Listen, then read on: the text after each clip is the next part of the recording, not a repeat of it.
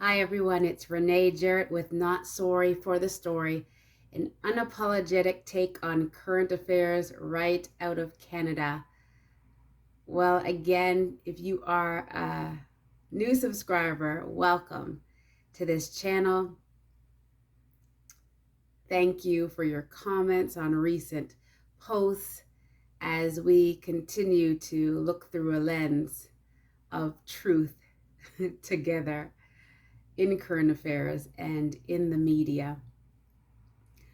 Last week, I posted something on Instagram and Facebook, Twitter, on the Not Sorry for the Story page. And it said, "Dear Prime Minister, anti-vaxxers are not necessarily against vaccines, and the unvaccinated are still Canadian. They are still Canadians." I have seen increasing rhetoric from the Prime Minister, and I say that word purposefully, rhetoric. He really has ramped it up many notches. And I am really wondering right now, is he still governing people who are not vaccinated? Is he still the Prime Minister of all Canadians? It's really seeming questionable right about now. And so even as I saw one of his videos, that's really what came to my heart. And I said, let me put that out there. And it could really be directed to both him and the media. Yes, anti-vaxxers. I know it's a quick phrase, and it always happens in the media. You get some phrase that they use that's just a little easier. One, a little easier than to explain things, and two, they want it to catch on. So it's been used and abused. And so it had to be said that people who you are deeming anti-vaxxers are not necessarily against vaccines. Many of them have taken vaccines in their lives, of course. But this particular one is where they're pausing, or they happen to have a medical exemption. And yes, those who have not been vaccinated are still Canadian. This is important. I'm emphasizing this because if we believe, like the Premier said at one point, that it is okay to have a split society where you're more Canadian than that person because you've done what you were supposed to do.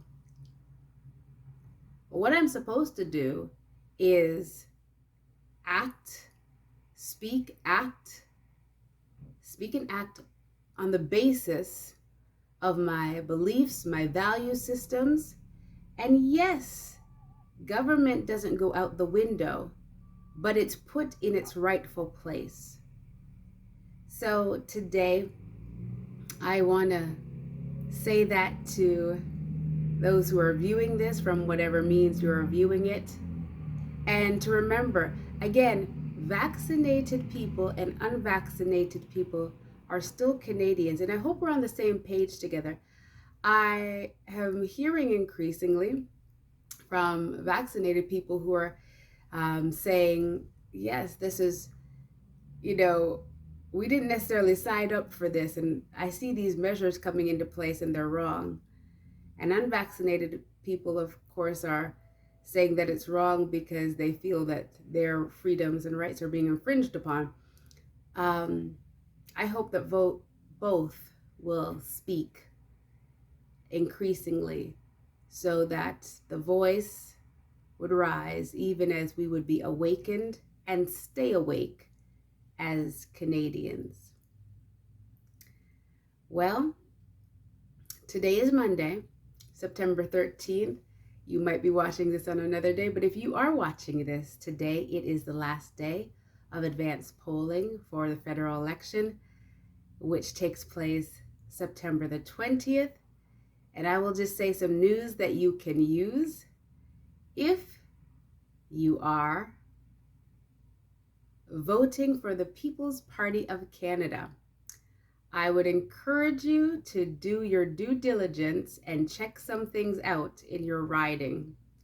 There seem to be some irregularities there, with candidates not on the ballot when they're supposed to be, not supposed to be, different things.